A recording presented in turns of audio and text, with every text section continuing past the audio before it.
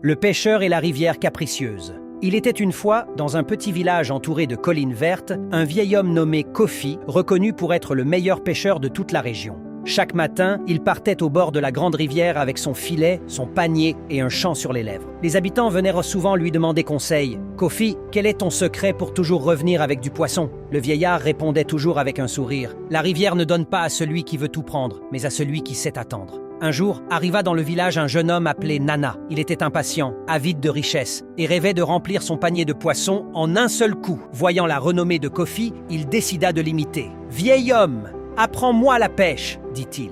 Kofi accepta et l'emmena au bord de l'eau. Ils s'assirent au bord de la rivière. Kofi posa son filet doucement, sans bruit, et attendit en silence. Nana, lui, frappa l'eau avec un bâton pour faire sortir les poissons et jeta son filet à toute vitesse. Mais quand il le retira, il était vide. « Vieillard, ta méthode est trop lente. Moi, je veux des résultats vite !» cria Nana. Le lendemain, Nana décida d'aller seul pêcher. Il lança un énorme filet, couvrant presque toute la rivière. Mais les poissons, effrayés par son agitation, s'enfuirent dans les profondeurs. À force de tirer trop fort, son filet se déchira et s'envola dans le courant. Il rentra bredouille, honteux et affamé. Pendant ce temps, Kofi revenait avec juste quelques poissons, mais suffisants pour nourrir sa famille et partager avec les voisins. Voyant Nana dépité, il s'approcha et dit doucement « La pêche n'est pas seulement un art, c'est une école de vie. Celui qui veut tout avoir en une fois perd tout. Celui qui respecte le rythme de la rivière reçoit toujours sa part. » À partir de ce jour, Nana changea. Il apprit à observer l'eau, à écouter le vent, à patienter sous le soleil.